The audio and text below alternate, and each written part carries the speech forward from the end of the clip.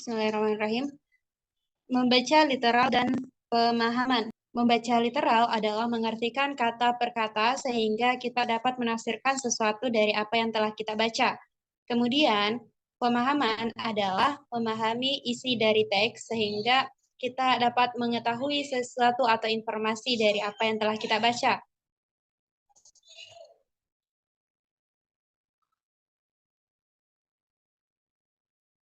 Selanjutnya,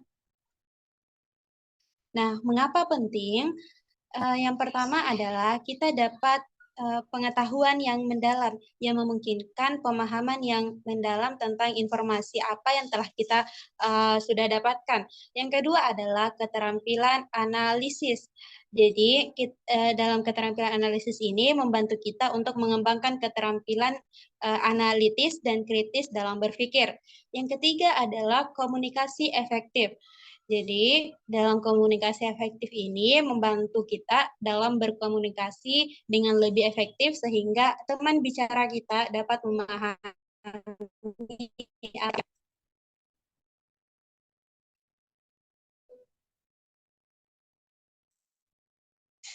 Nah, selanjutnya, strategi membaca literal. Di sini terdapat 3 strategi. Yang pertama, scanning atau mencari informasi spesifik dengan cepat, seperti baca judul, subjudul, kata kunci, dan gambar. Yang kedua, skimming. Skimming ini mendapatkan gambaran umum teks, seperti baca judul, subjudul, kalimat pertama setiap paragraf, kata kunci, dan frasa penting. Yang ketiga, memeriksa detail. Poin ini memahami informasi spesifik secara menyeluruh, seperti baca teks dengan cermat, tanda informasi penting, dan jawab pertanyaan.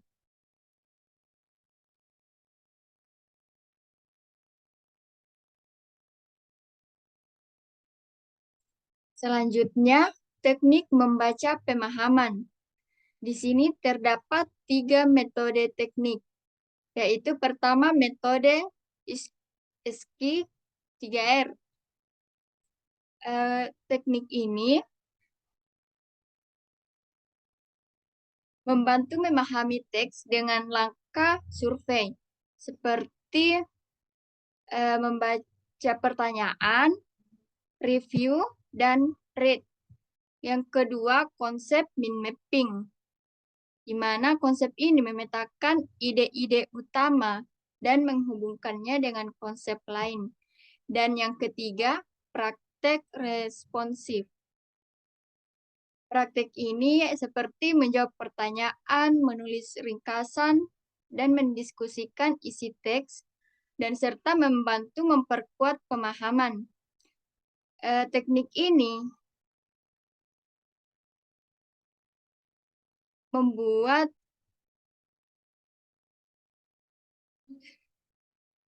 teknik ini sesuai dengan kebutuhan dan gaya belajar Anda dan meningkatkan pemahaman bacaan. Baik, selanjutnya adalah latihan membaca literal.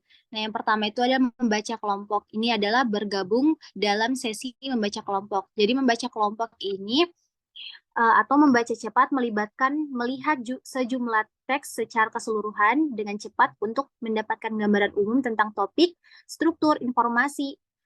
Ini membantu menentukan bagaimana yang membutuhkan perhatian lebih lanjut. Nah, selanjutnya itu ada latihan suara. Nah, teknik ini melibatkan membaca teks secara vokal, baik dengan mengucapkan kata-kata secara keras atau berbicara tentang isi teks kepada diri sendiri atau kepada orang lain. Nah, selanjutnya itu adalah analisis teks. Nah, ini melibatkan membaca teks secara kritis dengan memecahnya menjadi bagian-bagian yang lebih kecil. Nah, menganalisis setiap bagian untuk memahami maksud dan tujuan serta mengidentifikasi argumen, bukti, dan pemikiran yang mendasarinya. Lanjut.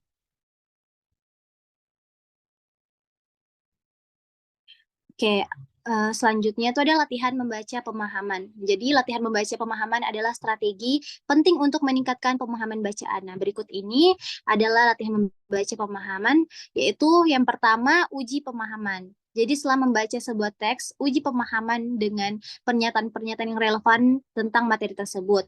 Nah, ini bisa berupa pernyataan pilihan ganda, pertanyaan esai, atau permain teka-teki yang memerlukan pemahaman mendalam tentang konten bacaan.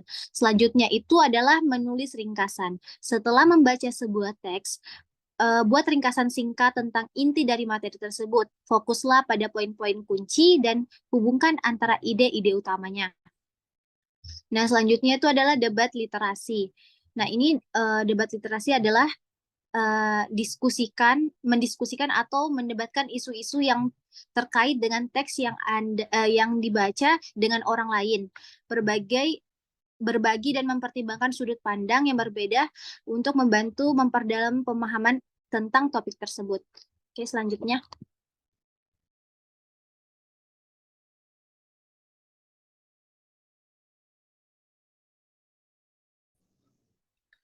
Baik, materi selanjutnya di sini ada kesalahan umum dalam membaca. Ada 3. Yang pertama itu tidak fokus, membaca tanpa konsentrasi yang memadai. Artinya di sini kita benar-benar harus fokus dalam menyampaikan sebuah materi atau gagasan. Nah, selanjutnya yang poin kedua yaitu sembarangan mengabaikan detail, melewatkan informasi penting dalam teks. Artinya di sini sebelum menyampaikan sesuatu kita memang harus memahami apa yang akan kita sampaikan kepada audiens. Nah, selanjutnya poin ketiga di situ ada tidak mencatat. Tidak membuat catatan untuk pemahaman lebih baik. Nah, alangkah baiknya dalam menyampaikan sebuah gagasan itu, alangkah baiknya kita tidak membuat catatan-catatan yang tidak terlalu penting.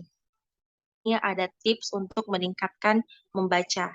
Ada 4 poin. Yang pertama itu ada pembelajaran rutin. Artinya kita harus menjadwalkan waktu pembelajaran setiap hari. Nah, di sini kita harus membagi waktu, kapan waktu terbaik bagi kita untuk belajar. Yang kedua adalah konsentrasi. Kita harus menciptakan lingkungan yang bebas gangguan. Nah, di sini kita harus mencari tempat yang menurut Anda itu nyaman bagi kalian untuk belajar, sehingga kalian mampu untuk berkonsentrasi. Yang ketiga itu ada catatan teks. Di situ ada membuat catatan selama proses membaca. Nah, selanjutnya ada debat literasi. Artinya mendiskusikan teks dengan rekan belajar. Baik, itulah dari saya.